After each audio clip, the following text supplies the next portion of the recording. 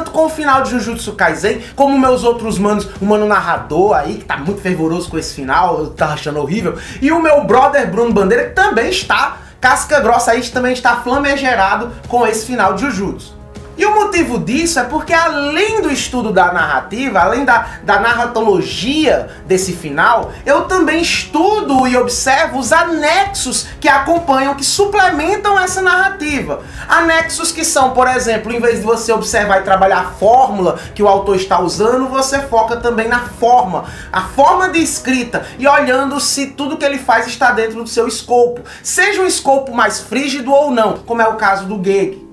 Também elementos que são importantes sim, dependendo do tipo de leitor, para a sua imersão e o seu achar da obra, como elementos de performática, elementos de semiótica, que é os simbolismos, as referências que o autor trabalha, algumas camadas que alguns podem chegar, outros não. Mas esse capítulo, em especial de Jujutsu Kaisen, ele desprezou o principal objetivo, eu acho que de um mangá ou de qualquer história, seja ela o elemento da arte que for.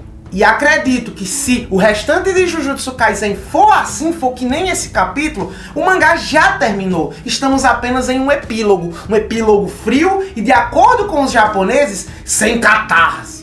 Na verdade, nem pareceu um capítulo, pareceu vários personagens conversando, fingindo que estão conversando, para dar desculpa sobre várias coisas que os fãs reclamaram, debateram, discutiram na internet sobre a luta do Sukuna. Em meio a todo esse caos, em meio a toda essa inflamação, além da minha deusa Mei Mei maravilhosa, teve uma coisa que eu acho que eu posso agarrar de positivo. E uma coisa que será muito importante para o final de Jujutsu Kaisen. Fica até o final desse vídeo para descobrir o que é.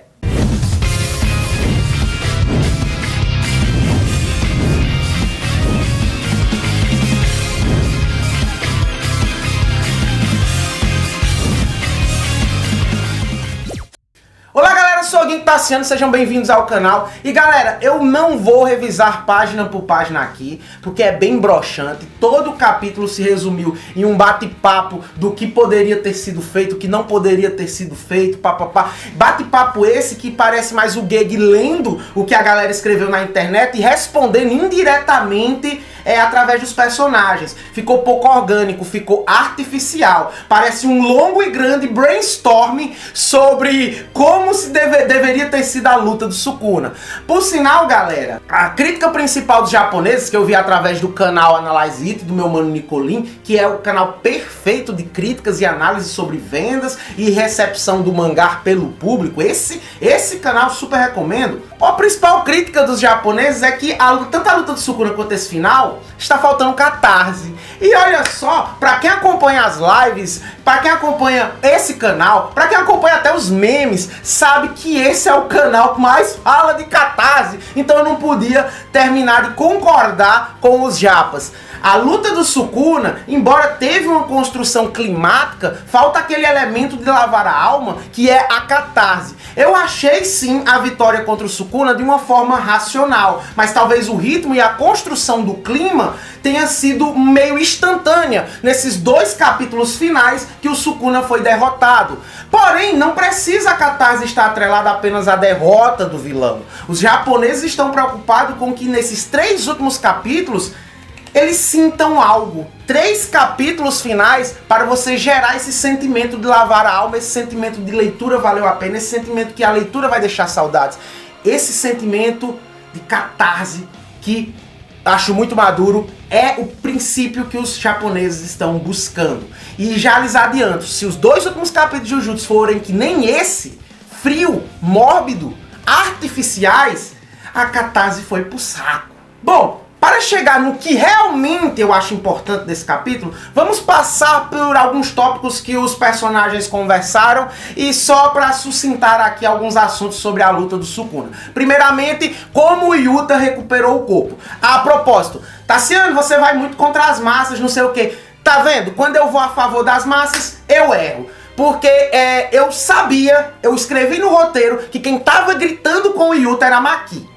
Sabia. Só que eu fui ver outros reviews, aí tava quase o consenso que não podia ser a Maki. A Maki tava no quadro em cima, depois veio o Yuji, veio os outros feiticeiros. Então não poderia ser ela que tava gritando com o Yuta. Poderia ser o Gojo revivido, não sei o que, não sei o que. E cara, quando o cara vai com as massas... Não, galera, fiel às suas críticas, se elas forem racionais, siga adiante. Porque um dos elementos do mangá que eu sempre disse aqui, que eu sempre trago aqui, é que o leitor não tem um controle de tempo, a não ser que o autor dê. Não é porque a Maki apareceu no quadro de cima que todos os outros dois quadros sejam simultâneos em tempo. A característica de um mangá é a dinâmica. Então a Maki aparece no quadro de cima, já chega no Yuta, e quando o Yuji e geral dos quadros de baixo chegam, a Maki já tá gritando com o Yuta. Muito simples. Se eu tivesse seguido a minha primeira leitura, em vez de ir com as massas, não teria caído no bait do será que o Gojo voltou?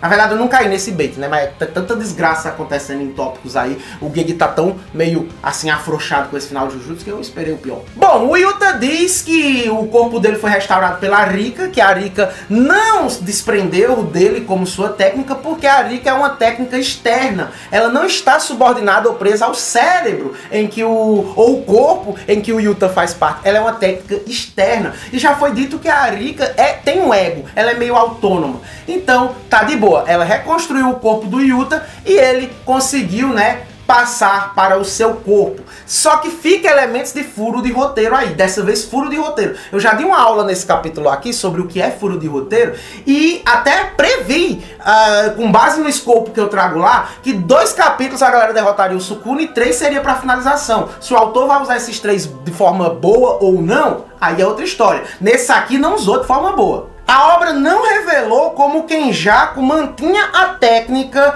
amaldiçoada de ficar no corpo do seu hospedeiro, mesmo após se exaurir, após utilizar um domínio. Isso era um dos mistérios, porque quando o Yuta sai do domínio, usando a técnica do Kenjaku no corpo do Gojo, ele cai. Ele não morre, mas fica inoperante, como qualquer técnica Jujutsu ficaria. Só que o Kenjaku, ele saiu do domínio dele lá contra a Tsukumo e não desmaiou como o Yuta. A obra diz que tem um truque para isso, mas a obra não sucinta que truque é esse, não deixa implícito. Temos apenas teorias aí sobre, ele deve ter segmentado suas técnicas através de poderes de barreira e etc. Tudo fica mal explicado, tudo fica avulso no ar. Não, como o Kenjaku fazia isso? Se não for explicado, é furo de roteiro por ausência de informação. Eu explico os 2 tipos de furo de roteiro naquele meu vídeo. Daí Maki começa a falar sobre combos e como poderiam ter matado o Sukuna mais cedo. Falas essas que estavam presentes nas discussões dos fãs, o que me faz crer que o Gege leu e tentou respondê-las indiretamente e através dos personagens, super artificializando eles. Um autor não deve ficar acompanhando as discussões da massa e deixar isso influenciar de forma caótica o seu trabalho. Cara, ela fala lá, era pra eu ter matado o Kenjaku, coisa que a fandom dizia, só que não. Primeiro que ela não pode ser alvo da técnica do Boogie Woogie do Todou. Por quê? Porque quem tem a restrição celestial tem um corpo com muita resistência para com técnicas amaldiçoadas. Então o Todou não pode trocar a Maki de lugar. Então muito provavelmente o pessoal que ficava fazendo a luta do Mahito e do Toji, não, Mahito provavelmente ia ter muito trabalho para moldar a arma do Toji, ia morrer sim. Então tinha que ser o Yuta. Além disso, após a morte do Kenjaku, o Yuta seria aquele que ia conter a avalanche de maldições. Aí também tem outro elemento. Por que não combar a fala amaldiçoada do Inumaki com a espada do Carrasco para finalizar o Sukuna? Pô, legal isso aí, né? Só que já temos uma informação. Primeiro que a fala amaldiçoada ela tem que ser aplicada para você poder usar outra. E isso vale o mesmo para um gravador. O Inumaki gravou uma fala pare. Ela tem que ser usada e só pode ser utilizada uma vez para que ele possa gravar outro. Então não dá para usar múltiplos gravadores.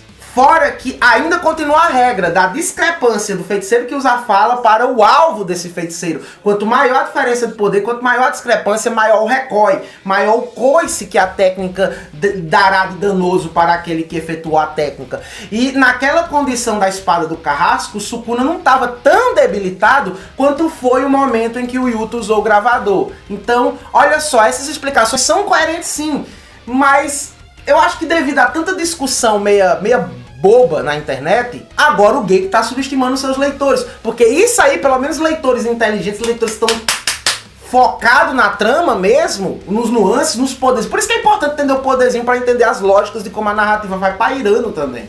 Não só a construção do clima. A galera já estava ligada nesses motivos, não precisava o Gege explicar. Mas ele explicou porque o saldo não está sendo tão positivo na maioria dos leitores. E isso é o resultado da escrita caótica? Deixem nos comentários. O principal problema é que tá todo mundo vivo. Como eu falei, forma antes de fórmula. A forma que o Gege trabalha é frívola, é trágica, é anticlimática. Não é à toa que ele trabalha muito inspirado no Togashi. Se o Togashi faz isso também. Só que aqui ele deu pontos de recompensa que não coincidem com essa forma de escrever. E nem trabalha uma fórmula narrativa que possa engrandecer o final. Parece realmente algo de tentar fazer a média com fãs, será? Por que danado o Higuruma voltou? Higuruma foi de caixão, foi estraçalhado. Ele não teve função alguma nesse epílogo aí de Jujutsu Kaisen. Por que trazer o Higuruma de volta? Voltaremos a esse tema. O principal e aquilo que eu gosto, que vale a pena do capítulo, é a trama envolvendo a escola do novo estilo Sombra. Sim, é a escola lá, vamos contextualizar. Primeiro que isso é puxado pela minha digníssima Meimei, que tá muito boazuda, como sempre, nesse mangá. Eu li pelas páginas limbas da Manga Plus. Menina Meimei, tá muda, por que eu me distraí? Aqui eu estou fazendo análise séria, eu me distraí com a Meimei. A Meimei chega numa velha e pergunta quanto. Quanto custa pela vida da velha? Como assim? Contextualizando, existe aquele domínio simples, que é o círculo, a técnica antidomínio, que é uma técnica criada por Ashiya Sadatsuma. E eu já ia utilizar esse cara, eu gosto de utilizar coisas que o autor deixa avulso, eu já ia utilizar esse criador da técnica do domínio simples, do novo estilo Sombra, no meu RPG. E o autor lembrou, isso é um ponto positivo pelo menos pra mim, o autor lembrou da existência desse ícone e fez-o conversar com esse final de obra e talvez com o futuro do título Jujutsu Kaisen. Vamos entender. Ashiya Sadatsuna é o criador da técnica da nova doutrina da sombra. Aquela técnica do domínio simples, ensinou a pessoas para que pudesse combater as técnicas de domínio, se defender. Porém, para evitar que essa técnica antidomínio caísse nas mãos dos feiticeiros malignos, ele impôs um pacto a ela, um pacto restritivo. Só pode aprender essa técnica antidomínio quem entrar na minha escola, a escola do novo estilo Sombra, quem for meu aluno. Pronto. Isso aí restringiu quem podia aprender ou não essa doutrina. Assim como vários segredos de artes marciais por aí. E isso foi passado através das gerações, até que em algum momento, algum líder da escola não focou mais nesse propósito de ajudar pessoas contra o domínio, e sim reter o monopólio de uma técnica útil. Só quem era da escola poderia saber essa técnica. Só que os novos líderes não trazem apenas o pacto de só ser da escola. Com esse pacto vem outros elementos restritivos, como obedecer tudo que o líder da escola mandar. Você não pode você entrou para a escola, é aluno da escola, então você tem que obedecer o líder. Pronto. Aprendeu o seu domínio simples, mas você tem que obedecer o líder. Se ele mandar meia hora com o relógio parar, você tem que... Não importa. E além do pacto restritivo, existe uma maldição sondando esse elo entre discípulo e mestre, que é a maldição da longevidade. Todos os alunos em algum momento passam sua vida, né? O líder da escola pode pegar a vida dos alunos para perpetuar a sua. Ele ganha a longevidade através dos anos de vida dos alunos. Isso é uma maldição, está até bem a mais do que ser apenas um pacto. E nos tempos de hoje, galera, ninguém sabe quem é o líder. Embora agora o líder seja o Kusakabe, já que quando um líder morre da escola, o aluno mais próximo dele se torna, né, o aluno de maior grau se torna o novo líder, e os pactos são transferidos para ele. A Meimei caçou quem era o verdadeiro líder da escola, já que o clã Zenin foi massacrado, o clã Kamo e o clã Gojo podem entrar em disruptura, novo estilo Sombra, a escola acumulou membros suficiente para poder fazer uma revolução na sociedade Jujutsu e se tornar o líder dessa sociedade Jujutsu. A Meimei, gasosa, maravilhosa, encontra quem é o líder da escola através do Tengen. Fala com a velha lá e diz que a existência dela não é só triste, porque com o ensino do domínio simples, Vários feiticeiros poderiam ter sobrevivido a esse jogo do abate, poderiam ter confrontado domínios de forma mais clara. Não só domínios, técnicas amaldiçoadas e gerais de forma mais clara, poderiam se defender. O monopólio disso e ser restritivo melou geral, muita gente morreu.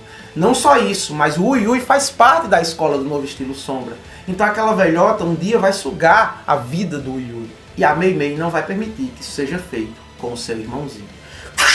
Machadada na velhota, toma véia! Sangão comendo. Morreu o líder do novo estilo Sombra, o Sakaberdô, e quebrou o pacto. Agora tá todo mundo de boa pra usar o novo estilo Sombra. E terminamos o mangá assim. Tassiano, o que isso tem de positivo? Primeiro, eu adoro as anedotas e os anexos que compõem o universo da obra. Então trabalhar o Ashiya Sadatsuma e a origem do domínio simples pra mim é um complemento. Só que o capítulo poderia ter transitado melhor em vez de ser no meio desse brainstorm aí sobre como foi a luta do Sukuna através dos personagens, que tirou completamente um clima de alguma emoção e até um clima de consequência foi retirado. Como eu disse, estamos no epílogo e eu não consigo imaginar esse pacto da escola Novo Estilo Sombra ser quebrado assim só por ser quebrado. Tem que ter uma função. Então eu imagino que o autor planeja uma nova obra dentro do universo de Jujutsu Kaisen. Eu já disse isso aqui muito tempo antes. Eu acho que isso já é o epílogo. Isso é o epílogo ao mesmo tempo que é o prólogo de uma obra futura. E não é aquele negócio obra com os filhos dos personagens. É uma obra, sei lá quantos anos depois, uma obra mais à frente no mundo Jujutsu. E nessa nova obra, vários feiticeiros já deve estar sendo explicado na escola Jujutsu como fazer o domínio simples. Então pode ser uma obra que tenhamos muitos domínios sendo utilizados, mas com que seja de senso comum. Os feiticeiros modernos terem a técnica para lidar com o domínio, se defender o mínimo possível. Talvez seja por isso que o autor quis destacar o pacto da escola do novo estilo Sombra aí sendo quebrado. Porque numa obra futura, com outro enredo, com etc, no mesmo universo, é necessário que aqueles feiticeiros agora no seu básico tenham o domínio simples. Será que esse capítulo é a manifestação de novo Jujutsu Kaisen virá? Será? Será? E será que isso confortará os japoneses, os brasileiros que não estão curtindo o final? Deixem nos comentários. Tô ficando por aqui, um forte abraço a todos vocês e valeu!